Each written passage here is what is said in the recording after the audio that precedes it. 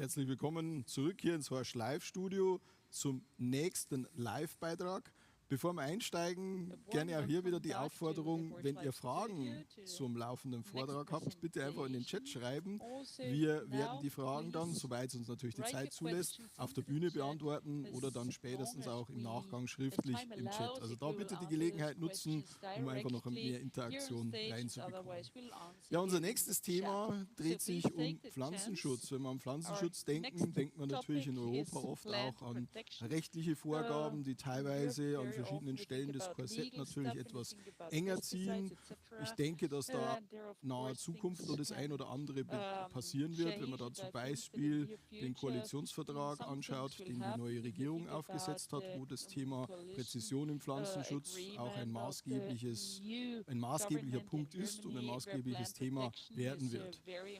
Ja, wir möchten uns heute mit neuen technischen Ansätzen im Pflanzenschutz auseinandersetzen, haben uns dazu den Professor Dr. Bernhard Bauer von der HSWT in Triesdorf eingeladen. Bernhard, herzlich willkommen hier im Studio. Ja, Bernhard leitet dort den Bereich Pflanzenschutz, Pflanzenbau und Grünland. Und ich glaube, Bernhard, dir liegt besonders auch die am Ende Umsetzbarkeit in der Praxis arg am Herzen. Und ich glaube, das sind die besten Voraussetzungen, um bei uns hier das Thema bearbeiten zu können. Okay, vielen Dank für die Einführung. Ja, welche neue technischen Ansätze gibt es? Es wird jetzt im Endeffekt nicht so eine Art landtechnische Ausrichtung, sondern bei mir ist es so, ich komme aus dem Pflanzenbau und da liegt eigentlich der Fokus auf die Anwendbarkeit. Was kann man machen? Welche Produkte könnte mir da vorstellen? Wie müsste man die dann dementsprechend möglicherweise auch weiterentwickeln? Und da stellt sich natürlich die Frage, wie können wir Pflanzenschutzmengen reduzieren? Der Herr Braun hat es ja vorhin schon gesagt, auch im Koalitionsvertrag, Farm to Fork, ist im Endeffekt ein ganz großer Fokus auch darauf, wie können wir Pflanzenschutzmengen reduzieren. Und wenn wir uns das jetzt so anschauen, dann habe ich mich so ein bisschen inspirieren lassen, wie wir zum Beispiel so CO2-Footprint reduzieren können. Und da gibt es natürlich verschiedene Ansatzpunkte. Denn das erste ist, das kommt Ihnen sicherlich bekannt vor, wenn Sie sich mit CO2 schon mal beschäftigt haben, wir könnten substituieren. Das heißt, wir schauen, dass wir Pflanzenschutzmaßnahmen einfach weg vom chemischen Pflanzenschutz zum Beispiel eine mechanische Pflanzenschutz machen, dass wir eben wieder mehr Hacken und Striegeln mit Herbiziden ersetzen. Wir könnten aber auch eine Renaissance des Pflanzenbaus haben, dass wir sagen, okay, wir erweitern die Fruchtfolgen oder ebenfalls eine Möglichkeit. Or we can das nächste also wäre, wir könnten wieder mehr Bodenbearbeitung enlarge the machen. fruit Das heißt, sequestration. wenn wir jetzt mal We could make better and more intense tillage if we would like to interrupt the chains of infection. We can also try to distribute and mineralize more easily the plant rests that we introduce back into the soil. And also, we should make a management of insecticides, but so I cannot bring any examples today, because of course we could make an improvement of the honey bank and make beetle banks, etc. So actually, this is something that we should use. Now, about the substitution, it's not only the focus for land technology.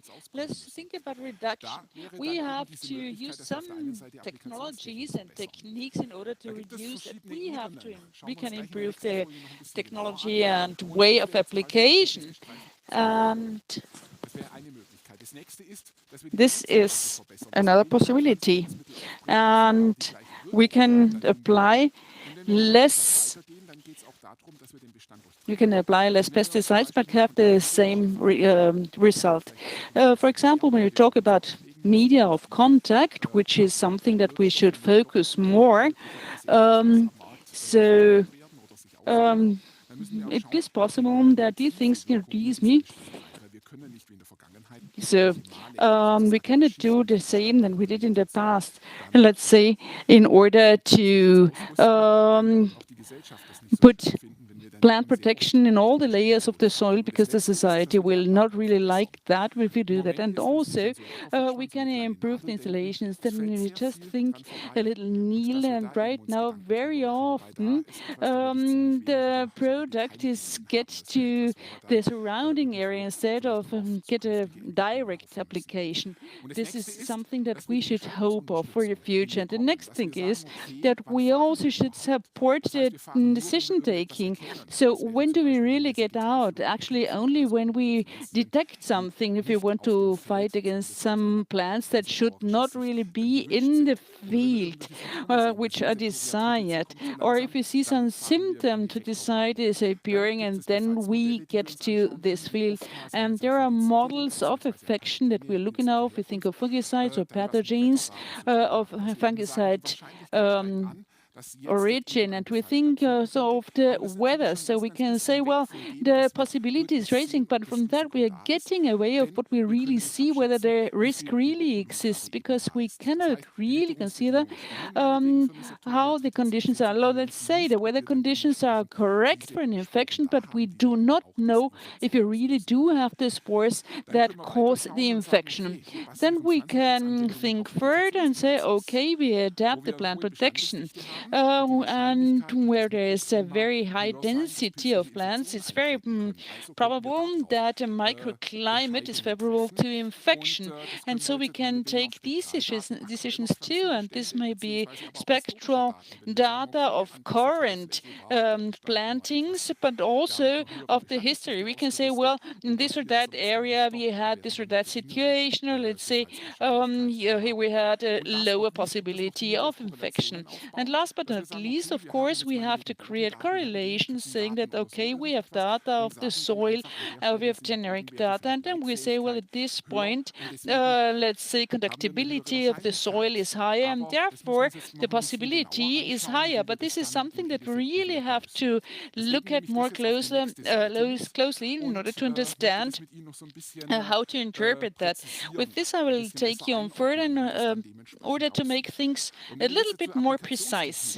If we now think of the application technology and the application technique, we can see that we can create a dimensional model. On one hand side, if we have certain zones and stripes, we see that we think, for example, of irrigation. It's really very easy. This application is very easy. Some people might doubt that, but it's a very good thing. If we think about irrigation with pipes, then it's two-dimensional, because we think that the whole area is just a surface. And then if we talk also about fertilization, then all of a sudden we see it in a three-dimensional way. So how deep do we really want to penetrate in order to achieve the same result even under the soil? Then it's three-dimensional. If we then even want to, for example, get drops directly onto the plant without losing anything on the soil, then place it directly on the plant. It's not only fourth dimension, and therefore I made a question mark in order to find out what we can do. But we can state in any case is that from top down we have an increase of the invasion rate. Let's say it's always more requirement in order to make the correct application. The thing we could apply for the decision taking, what measures could we take or what evaluation, and it's being close to the actual value that we would like to have. If I can see something optically, I know that there is a origin or whatsoever. So there is no discussion, there is no space for interpretation, and then I can also remove it correspondingly. But if I have an infection with a prognostical model, because the probability is very high because of my experience, but I don't know if there is really a spore, so then there is a certain distance between the point that triggers my decision and what is actually seen in the model. But even more distance is achieved when I have a vegetation index. Then I know that a very dense population, of course, leads to have a higher pressure of infection. But this, of course, leads to a real infection is not so clear. If this prognosis really comes true, and if I have a correlation, then you can say, well, at this point, where the point has a high conductibility, then of course the fertility of the soil would be higher, and also the availability of nutrients will be better, and therefore I have certain results which can lead me to a conclusion. But of course, the distance between what I want to fight and what I want to reach and what I take as a measurable value is rather high. On the other side, we can also make deductions saying that, okay, when we see, when recognize something and we want to fight it, then it means that we also can use or should use a curative media, something that really fights that infection. And this we cannot use protection, because if this problem is already there, the fungicide will not be sufficient, and of course I cannot put anything into the soil, because if, for example, we already have the infection of we also can look for the tools that can help us to take decisions. And if I see the cumulative model where I have a high conductivity in the soil, which I can measure, then I also know that the soil will not change, at least not in the near future. Then I can say, well, there with a high probability, I will have this or that problem, so I can take measures already in advance and can work with very high protective plant protection media. This was just a short introduction in order to understand what it actually is. And now I would like to put two main points. One is herbicides, the other one is herbicides, and insecticides is something that I really do not want to get into today, but according to my information, there are not so many possibilities regarding the application possibilities, because usually we irrigate some surfaces like in the rapeseed, and then we have to make groups of insects which eat the leaves, etc. And of course it has also to no, if you only need the half amount of an insecticide, of course, it should be very good. Okay, so therefore, I would like to start with the herbicides, and here we also have to think what technique of application could be used in order to reduce the infection. So we have to think what media is it? Something that works through the soil, or things that also work through the leaf. And here we have to think, if we want to distribute it even finer, even what media really can be used against infections. And I made the evaluation,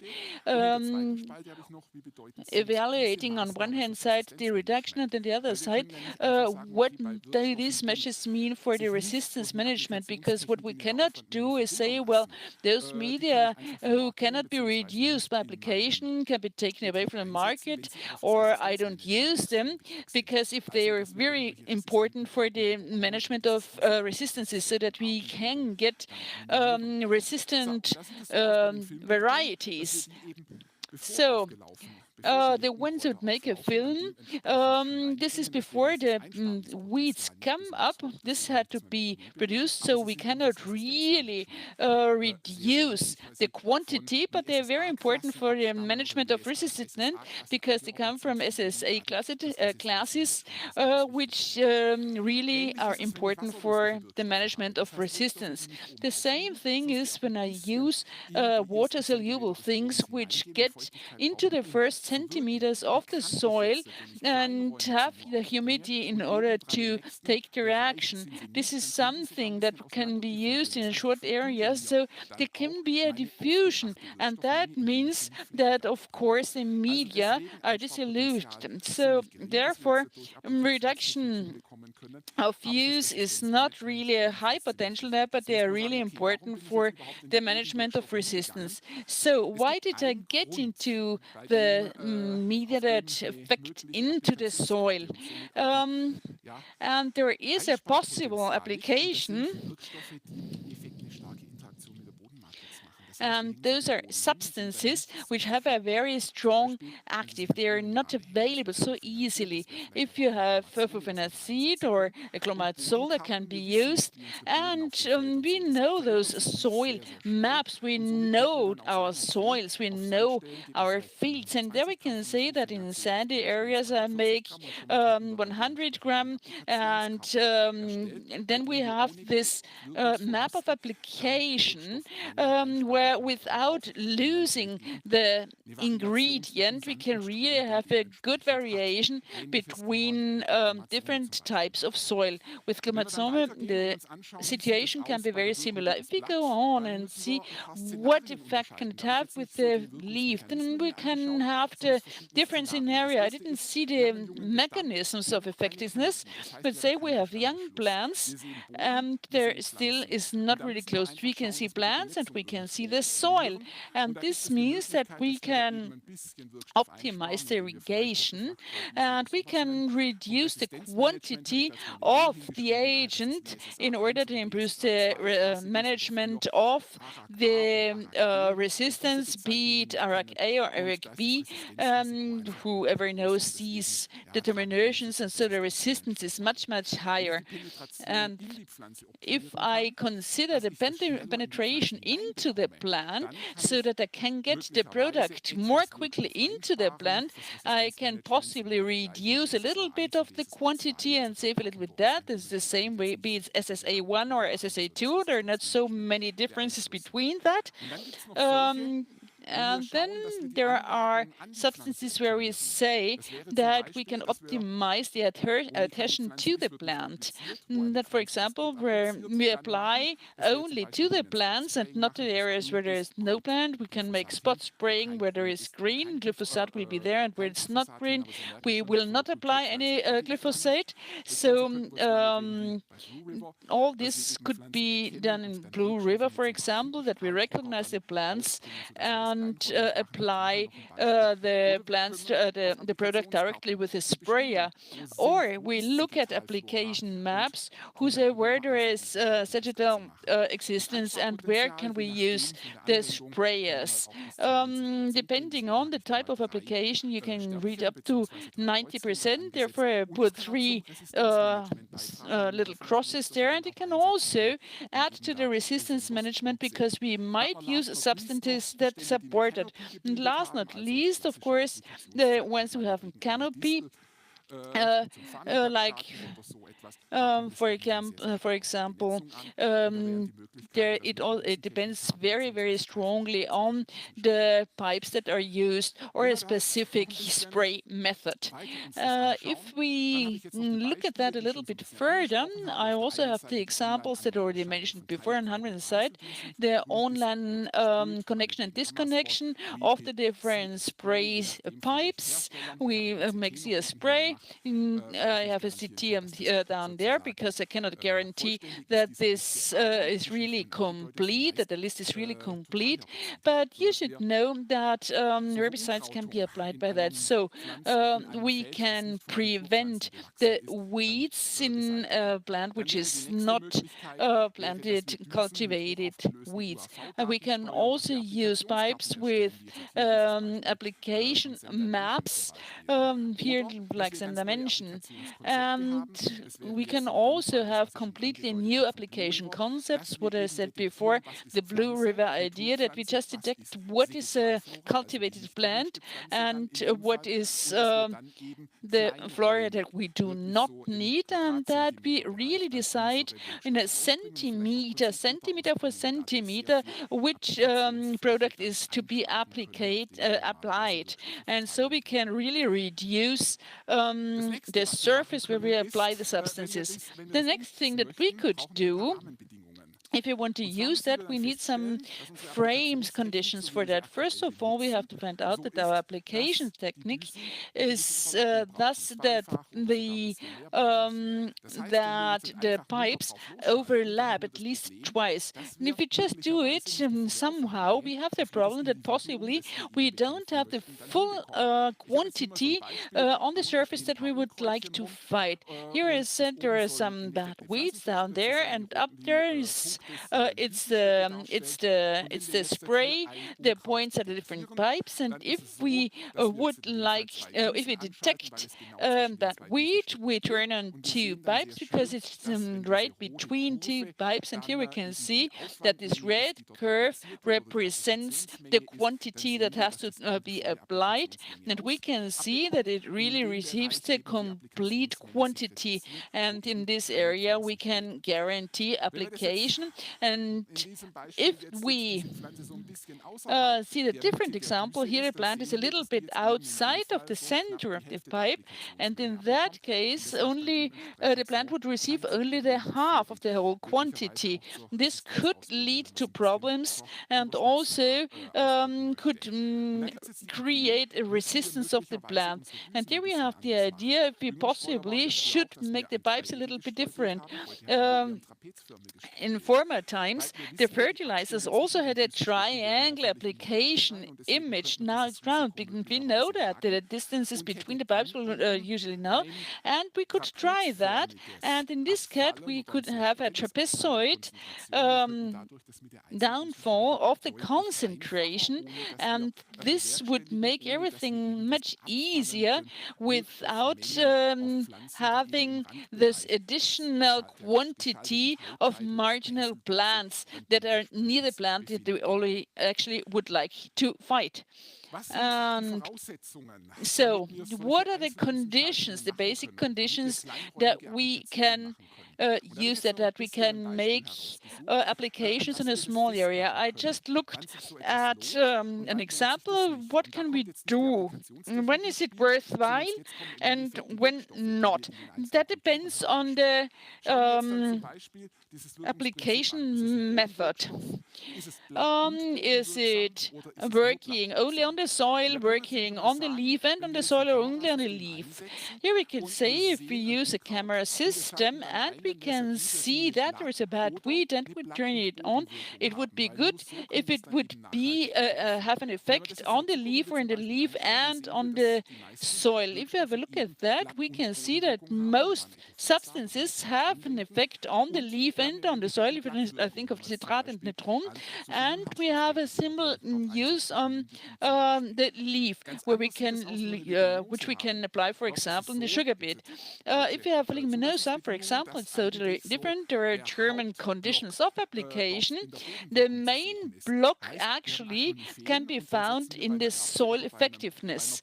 And in a bee or a bean, we also use Prosicat, or we look that we actually can use a product, and we do that before the plant gets out. So actually it's a classical effectiveness on the soil, and if we get into products that work on the soil and on the leaf, it's not so easy because the legal framework is missing. In rapeseed, it's a little bit more different. We have to think of the leaf and of the soil, and these are things that are not so clear, not yet. So let's look at the moment of application. It is clear that all that we do before the plant really gets out of the soil, we can do it with a camera, and therefore the crosses are a little bit difficult. And in rapeseed, for example, we can do something or if things have were cleaned out very well and easily, we have a better effect. So that means that everything is a little bit more limited right now. And if we see the quantity of application, we can see that in the first time we make a superficial application with a certain product, and this leads that we do it with in a sequence with similar products. If we have a single application, actually the point is set. We make a first application for the whole surface, and then we can make spot spraying, etc., with a second application. Or if we have multiple application with different products, for example, in the rapeseed, we say we use Globazone at the very beginning, and then we use whatsoever, as I say, one class product, and with that we can work against the bad weeds, and this allows us to work specifically on certain areas. This shows that has to do evidently with the characteristics of the substances that we use, and therefore for the sugar it's really good. It's good to be done. With leguminosa it's more difficult, and with rapeseed the same. So this was a very general overview about the herbicides, and now I would like to take you a little bit into the application of the fungicides, how we could reduce quantities of the substances used. So where can we reduce the quantities of fungicides? The first thing, how can we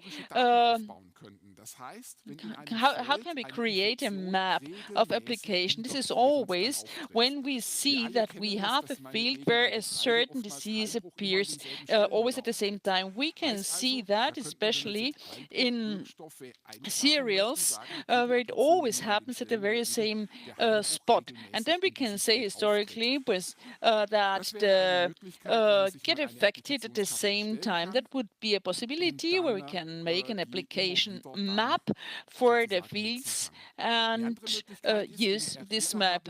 Different disability would be if we have we can fly over with a drone and we can see that we have certain affected spots always at the same place, and that would be indicated. This should be symptoms that can be clearly seen. If we have a hidden symptom, tiny hidden symptom somewhere that cannot be seen very easily, of course, is much more difficult.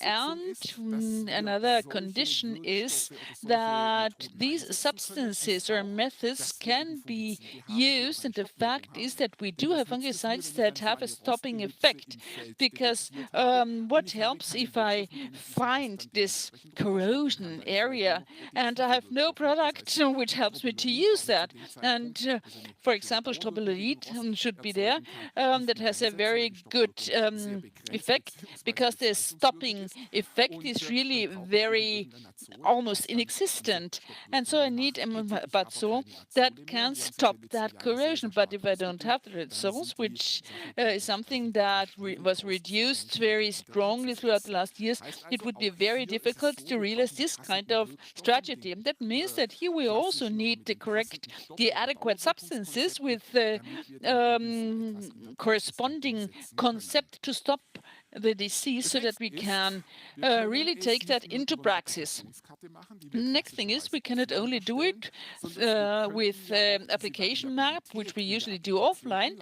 That means that we can also do it online with an index. We could determine an index with nitrogen sensors or whatsoever, and then we could say very classically, so where I find a lot of mass, which what I already said beforehand, we have a different microclimate, and therefore the probability of infection is different. And so it would be very nice if our sensor would say, yes, that we have a certain index where we say, well, where I have a lot of biomass, I would need a higher quantity of substance. I should apply more there in order to achieve a very good stopping effect and also durable effect of fungicide. And at the same time, the aim consists in also achieving a penetration into the existing weeds there. It's not enough just to protect the leaf, and I wouldn't get into F-1 and F-2, meaning that if the leaves overlap very intensively, I have to guarantee a penetration. And of course, requirements are different than in a region where the density or sensor says that there is not so much biomass. On one hand side, if I have a biomass, I have a different microclimate, we have less dew hours, it's drying out more easily, so some infections will not be so high. But what does this mean actually for me? If I think specifically on certain areas, there, of course, I can reduce the product because the risk is not so high.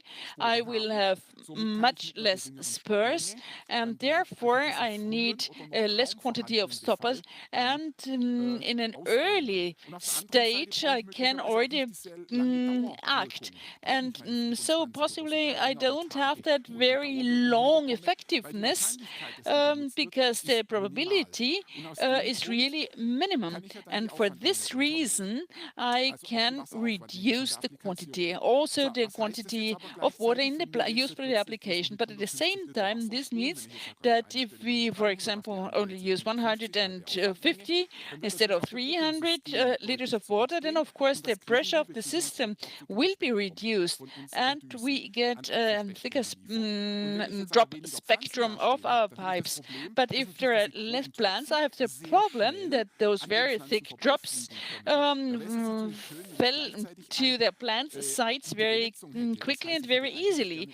At the same time, it would be very nice to have very fine drops so that I can irrigate the whole area very well and very easily. And here we have to say clearly there is a certain contradiction. Low pressure with little application quantity, but we also want very fine spray.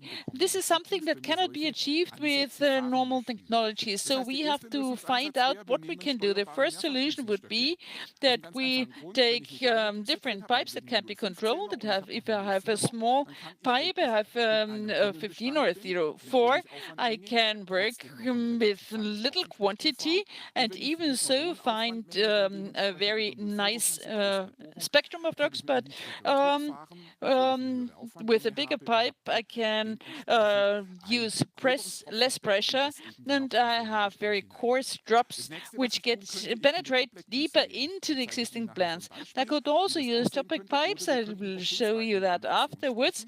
Or we could also talk about modulation. This is something that I will get into more intensively a little bit later, and why it's so exciting for application technology.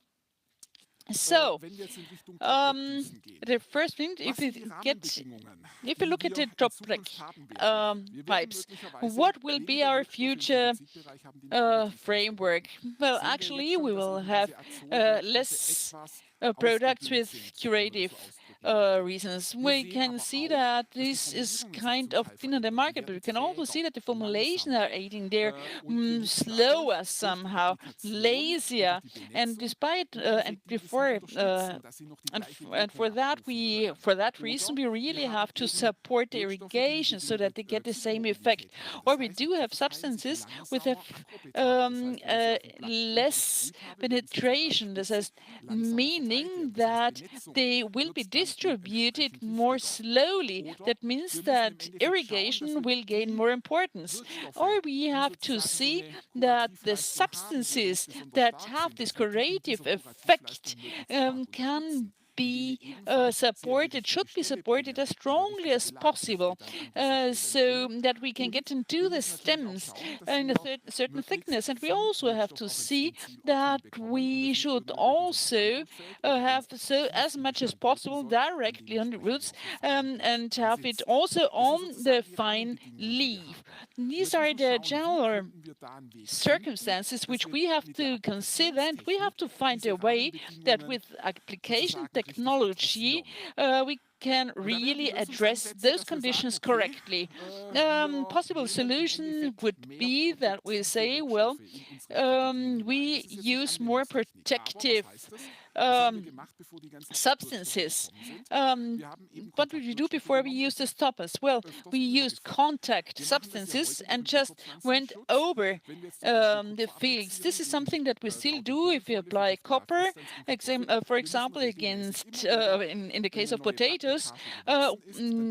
Every time that a new store of leaves has grown, we have to go over it.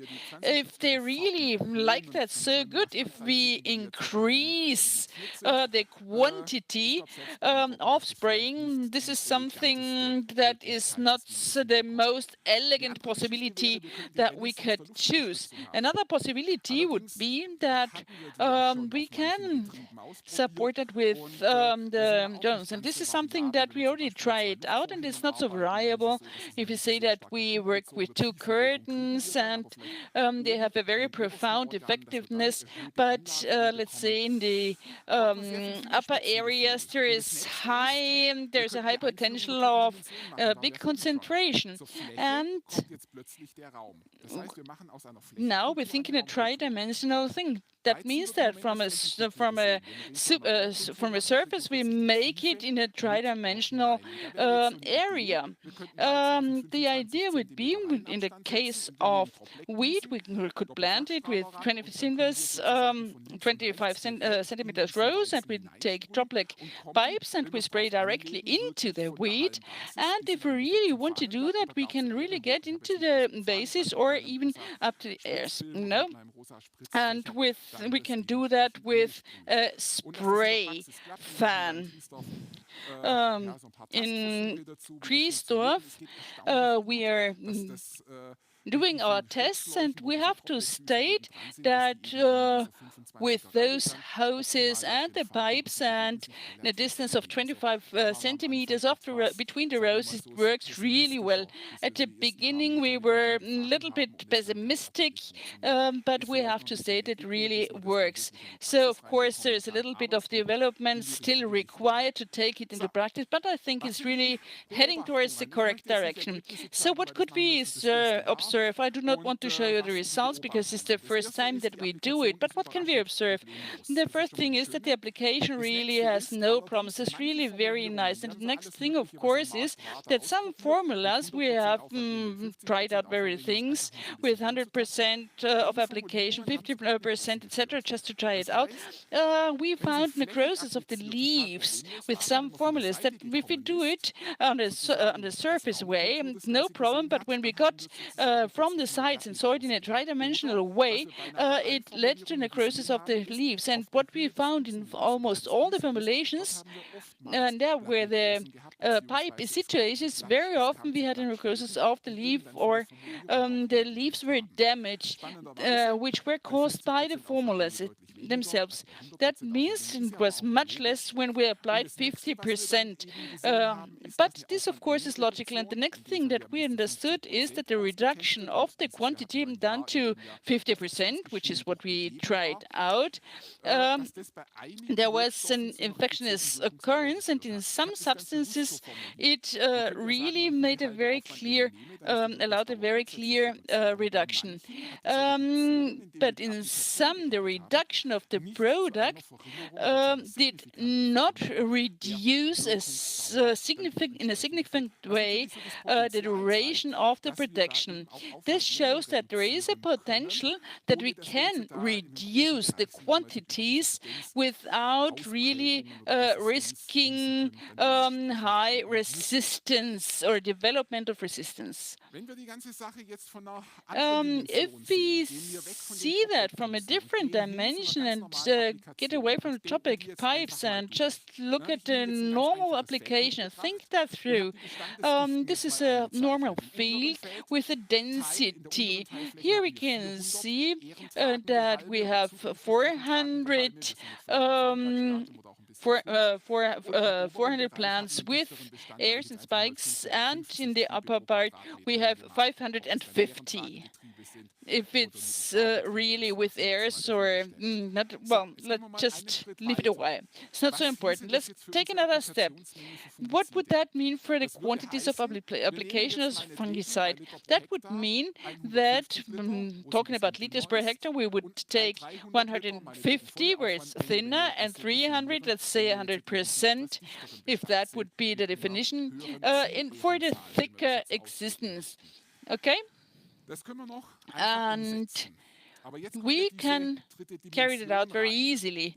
But here we have this dimension, what we achieved with the droplet pipes. We have to find a way to achieve that more easily. And here I have different drop dimensions. What I said in the fungicides, where I have 150 liters, I want a very fine spectrum, and where I have 300 liters, I want coarse drops. With a classical one pipe and variation of the pressure, this cannot be done. But there are even other ideas what we could do. It might be that there where I have little water, I would like to have coarse drops, and there where I have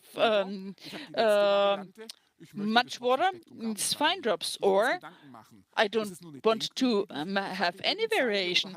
So is it only an intellectual exercise about thinking now, or does it really have to do, which is important also for the farmers? And when I talk about a herbicide, what I already said at the beginning of the fungicide, there where I have little water, of course I want a very good application, because therefore there might be more thickness, more density of plants, and therefore I want fine drop spectra. And there where I have 550 airs and want more fungicide there, I want better drops, so I get more towards the base. So what would it be the other way around?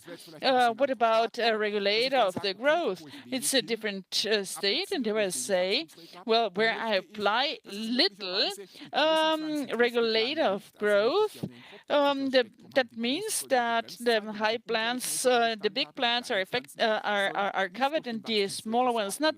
So I want probably thicker drops. And if I have plants which are already strong, then I would also like the penetration and the irrigation. So that could be the other way around. And if I have if I apply normal regulator, it's only about regulating, then actually I don't care about the spectrum of drops. So, and how can we turn that into practice? And there is actually only one possibility which I can see from my perspective, and that's the relation of the pulse width. And why do I think that this is so interesting? First point is we have to think, how does that work? And so I just saw those pipes on time, and when it's green it's turned on, and when it's white it's turned off.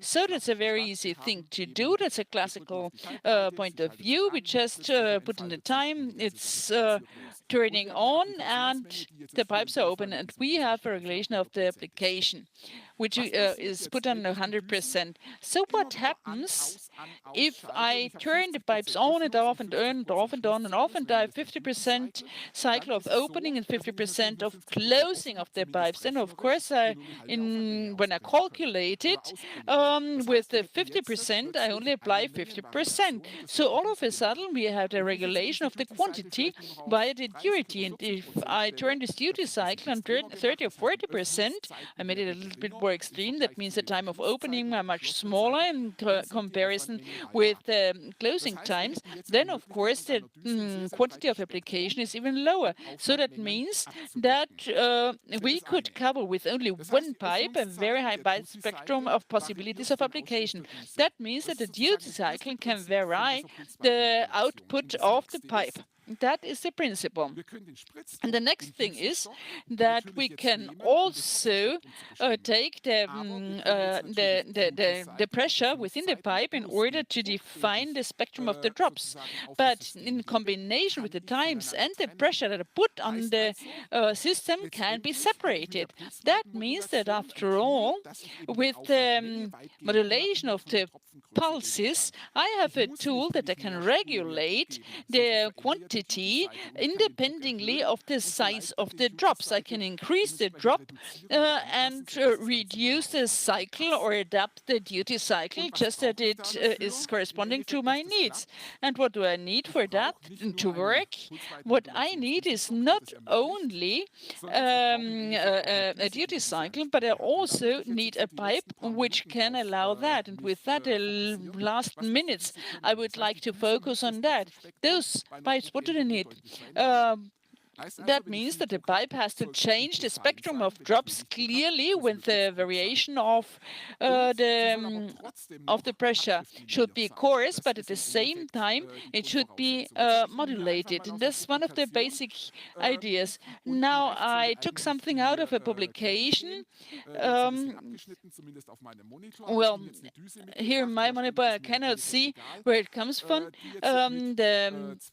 Here you can see the pipe that works with 2 bar and with 7 bars, and 4.1 bar is the square. And on the X you can see 25%, 60%, 80%, and 100% open, or it's inside the standard pipes, which is what you can say where it says standard. And in the end, you can see the average diameter in volume. And here you can see that they're between a high pressure of 4 bar and a low pressure in this system with 2 bars, which is the line with the dots. We can say it's about 50. You can see that the spectrum of drops can be modulated. Here, this is a different pipe with a flat spray. And here we can see that we really have 150 a variation of 150 micrometers. That means that with this pipe it would be much better to regulate the penetration within the existing plants. The next one is that pipes and their drop spectrum should be independent from the duty cycle. Here we have an example, also a 0-point pipe, who's the producer, I don't know right now. And here we have 2.7 bars. It's a continuous line, and we can see that with a cycle of 20, we have 700 micrometer of drops, and with 80, we have 800 or 900 micrometers.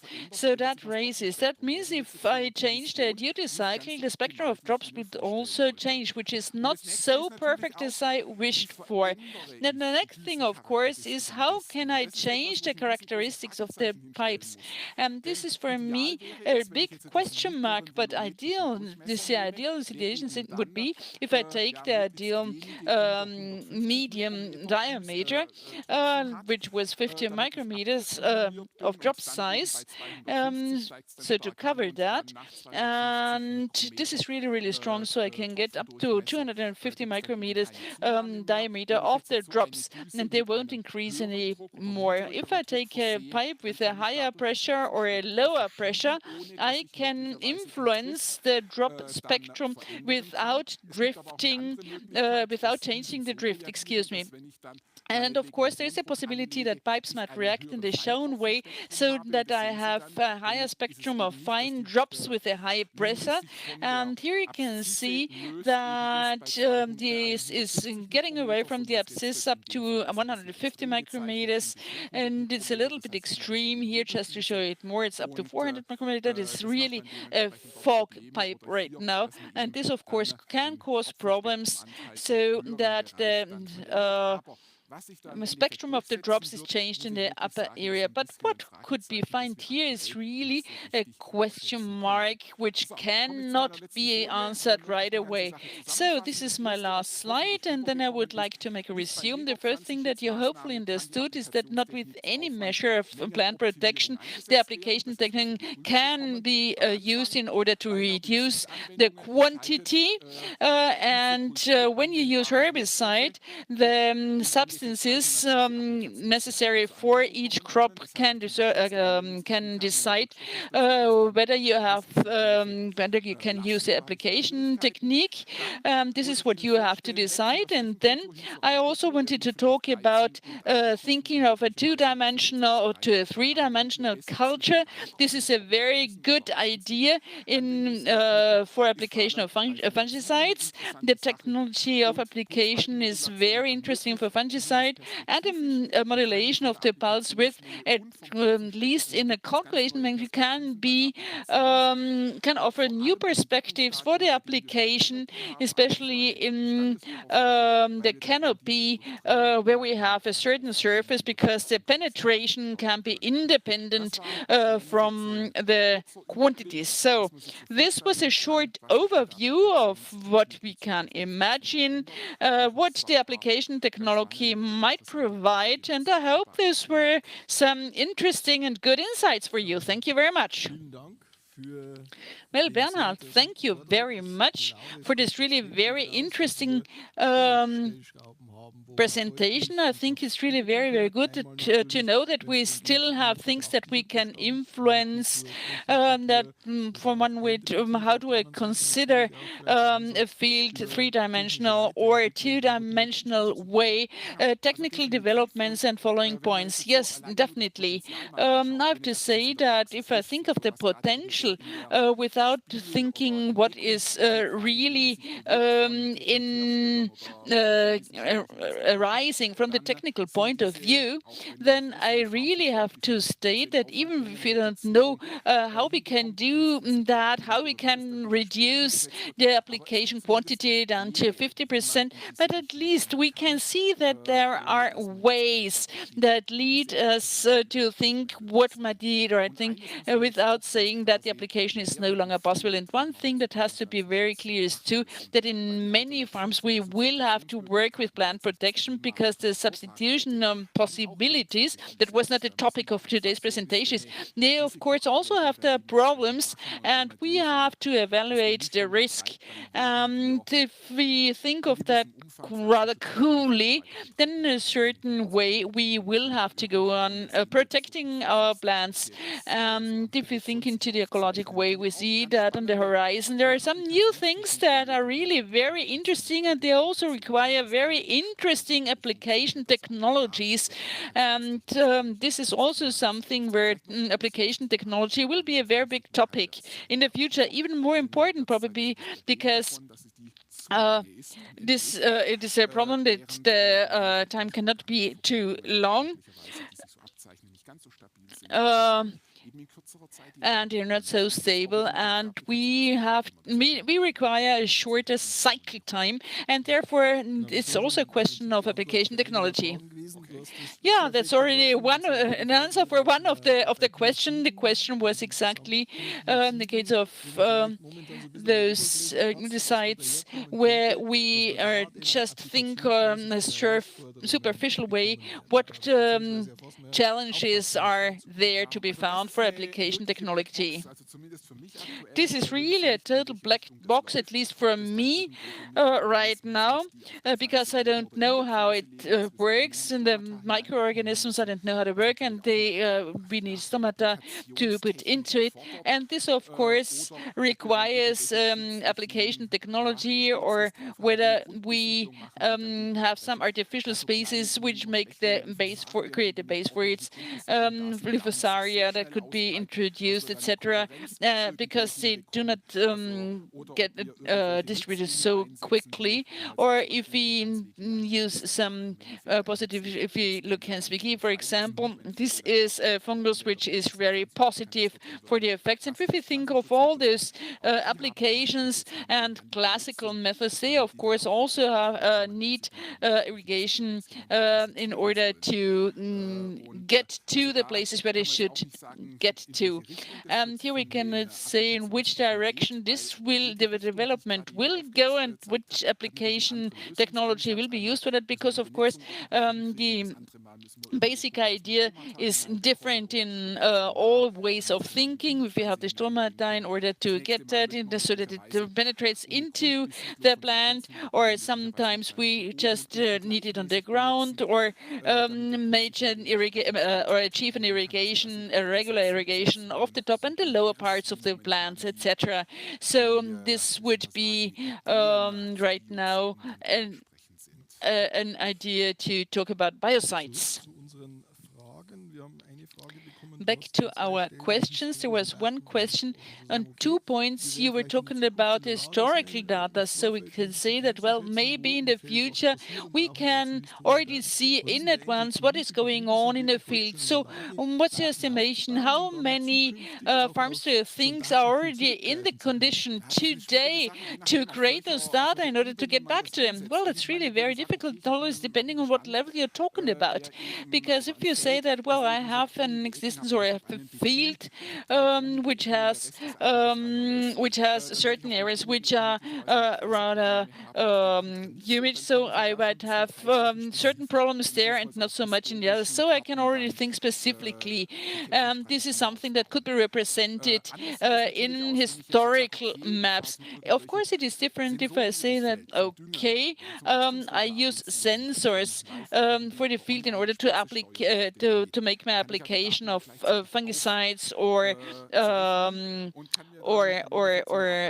fertilizers, and then of course I can, with those data, I can create a database where I can say, well, there is a microclimate is different because there are more plants, so there are more density, etc. So this is a little bit more difficult, because then I really have to sort it out somehow, that I always try out the same things, the same cultures with that. Not only you have to distinguish between the different crops, and what you cannot do is just mix up corn and barley and oat and whatsoever, because it really has to be clear that the thing is very complex and very specific in order to work with historical maps. Where it is really very good, but it's not done very easily, but where you can do it very easily is when you know when you do take soil samples and you make a cluster and say lighter or heavy soil, etc. Or if you talk about chromosome, like your chromosome was a problem in the rapeseed. This is something that we did not really require for the parasitic effect, but of course we could have reduced the application without a high risk if we had known that beforehand. But that islands of sands, this is something that we should know, of course, and this is something that we do know from the history of the fields, and we could make an application map for these cases. This is something that really could be got back to every year with too much effort. That is something, make it once and use it like for 10 years. What do you think about density of plants and the index of surface of plants, etc.? Is this also indexed to get some history? Well, if I don't have a high variability, and just to take the example, the growth does not have to be thin because the outcome, the yield is low. There might be too many different things. Might be that of course, you have to consider outside factors, that you do not really forget about things that you shouldn't forget about, you know, and you really should try to observe it throughout several years. And for me, it's a really digital point of view where I have corners or regions with a certain index. I load them to my handy app. I have the APS where it works, and then I would say, well, is this a problem of tilling of the soil, or do I have a different problem? This is something I would really propose you to do, so you can analyze each area. So with that, we get back with all the the farmer still has to do his work, and of course the experience is very important, whether there is a chalky soil or whether you need a drainage and so on. There is still another question. So your estimation, when you think about saving potential, what do you think? Is it rather herbicides or fungicides in a short term? On a short term, well, I would say the potential would be in fungicides. If it's not that, that would be a very short way to get directly to the modulation pipes. So I know that the producers are not really done, but it's not hardware, it's a software thing. So hopefully there will be a very quick development that an update will show up and will increase the functionality. I think this is definitely something that we could use very quickly with the droplet pipes. Okay, I would say we should try out and play around a little bit with that. But I think this is something that could be done rather easily. It must not be like my example that we have 25 different pipes. We can do it in every second row, and then probably we also can achieve a good irrigation, you know. So I think this is something where we can do it rather easily if we work with the application cap, something that we just said, in order to put herbicides to the soil. This is something that could be done rather quickly because we have more single connection. And this is something that could be done very easily, but the potential of savings is not so high. We will not achieve the 50% that some people definitely are dreaming of. But if we get further to that, it's about really recognizing the topic so we can apply the herbicides in a very reduced areas. And with that, we could even achieve 70 to 90%. But this, then, of course, you have totally different machinery. And you also have to think, well, like cotton right now in the United States, they use it there already in a bigger level. But this is something where we really have to concentrate not on surface cultivation, but on row cultivation crops. In this case, it is possible that this will proceed. So I think the quickest thing to do would be an application cap. That's really just a little screw. And then you can say you go towards PVM or droplet and just change the spraying system for that. That would be a possibility. We can say that on medium term, this could achieve something, but of course we still need some experience for that. Well, I opened also the topic of the pipes. It's not the solution, but you know, the job is different. And today they need resistant to duty cycle. They need the same drop spectrum, the pipes, and they have to work, and they also have to offer a high variability of the drops. This, of course, requires much more of a pipe than it was the case in former times. So, with this, I directly get to the next question, investment of machine, because this is a question that is asked very often. So, what is necessary? What requirement does a pipe have? Well, I said, we have to discuss about that. That might be technology, application maps also, and we have to look at pipes. So are there any further points where you think that is really the must? No, actually, you already mentioned what I said. Well, of course, the parts of the pipes, this is something that we have to think of if we want to work on a smaller scale. And of course, there will be providers that will do that, especially for the cultivation in rows. And I think in order to make a cartography of corn, etc., this is something that could be combined very easily. I don't know whether it should be single or serial spray connection. This is something that's an economic question. This has nothing to do with the technology of plant protection. This would be something that could be realized rather quickly.